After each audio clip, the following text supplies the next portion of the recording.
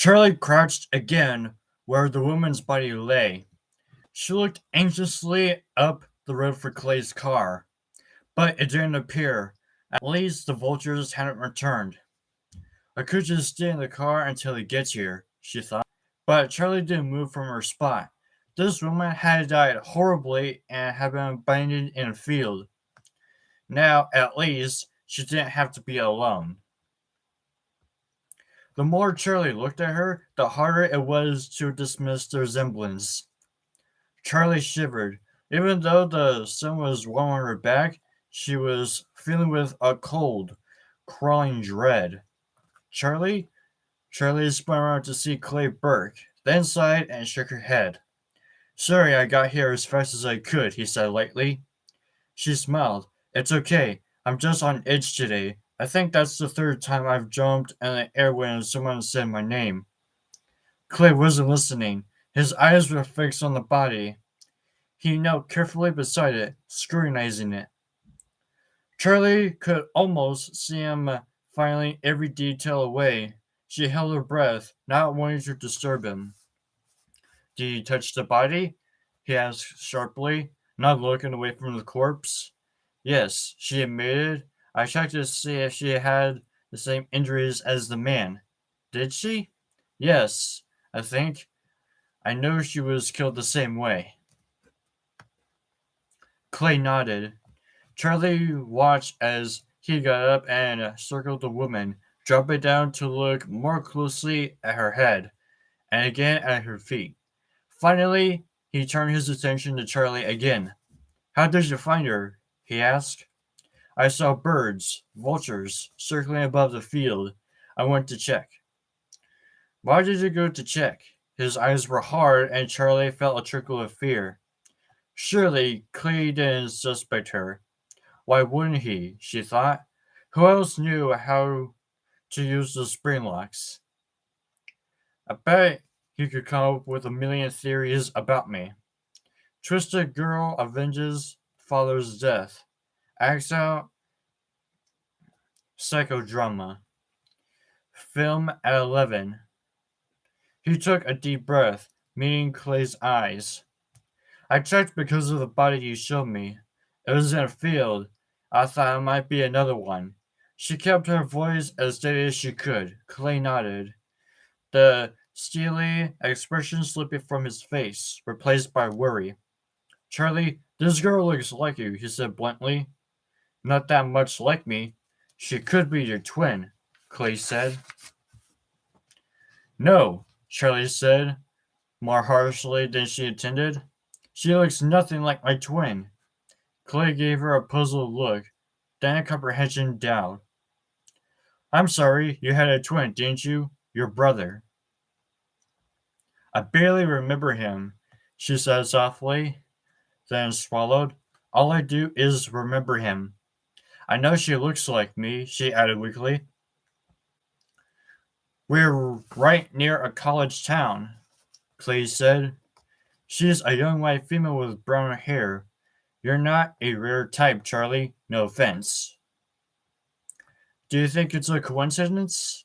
Clay didn't look at her. There was another body found this morning, he said. Another girl? Charlie drew closer. Yes, as a matter of fact, been dead for a couple of days. Probably killed 2 nights ago. Charlie looked down at him in alarm. Does that mean this is going to keep happening? Unless you think we can stop it, he said. Charlie nodded. I can help, she said. She looked again at the woman's face. She is nothing like me. Let me go to her house, he said abruptly, seizing by a sudden impulse to prove it. To gather evidence that she and the victim were not the same. What? Her house? Clay said, giving her a dubious look. You asked me to help, Charlie said. Let me help. Clay didn't answer. Instead, he reached into the woman's pockets one by one, searching for her wallet. He had to move the body to do it, and she jerked a little as he did, like a ghastly puppet. Charlie waited, and at last he came back with her wallet. He handed Charlie her driver's license. Tracy Harden, she read. She doesn't look like a Tracy. You got the address? Clay scanned the road for police cars. Charlie read it quickly and handed the license back.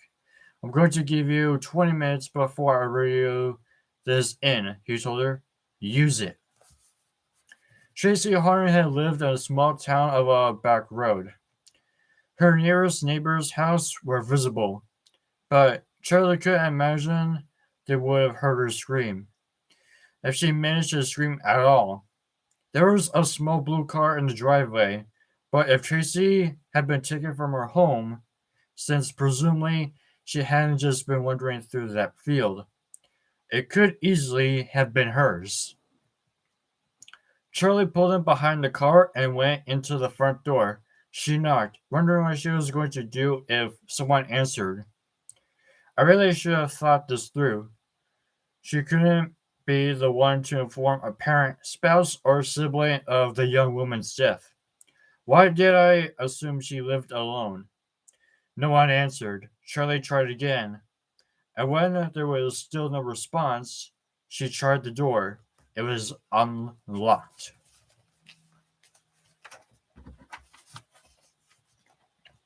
Charlie walked quietly through the house, not really sure what she was looking for. She glanced at her watch. Then of the 20 minutes had passed just driving here, and she had to assume that the police would get here faster than she did. Why did I follow the speed limit the whole way here? The living room and kitchen were clean, but they conveyed information to her. Charlie didn't know what peach painted walls said about a person or the fact that there were 3 dining room chairs instead of 4. There were 2 bedrooms. One had the sterile air of a guest room that was slowly being taken over by storage. The bed was made and clean towels were folded on the chest of drawers, but cardboard boxes filled a quarter of the room. The other bedroom looked lived in. The walls were green, the bedspread pale blue, and there were piles of clothing on the floor. Charlie stood in the doorway for a moment and found she could not go inside. I don't even know what I'm looking for. This woman's life would be sifted through to the last grain by trained investigators. Her diary would be read, if she had one. Her secrets would be revealed, if she had any. Charlie didn't need to be a part of it. She turned and walked quickly but quietly back to the front of the house, almost running down the front steps. Standing by the car, she checked her watch again, 6 minutes before Clay called in the body. Charlie went to the little blue car and peered inside, like the house. It was neat. There was dry cleaning hanging on the back window, and a half-empty soda in the cup holder. She walked all around it, looking for something. Mud in the tires, scratches in the paint, but there was nothing unusual. 5 minutes. She walked briskly through the unkempt grass that bordered the sides of the house. When she reached the backyard, she stopped dead, before there were 3 huge holes in the ground, longer than they were wide. They looked like graves, but at a second glance, they were too messy, their outlines poorly defined. Charlie walked around them in a circle. They were lined up next to one another, and they were shallow, but the dirt at the bottom was loose.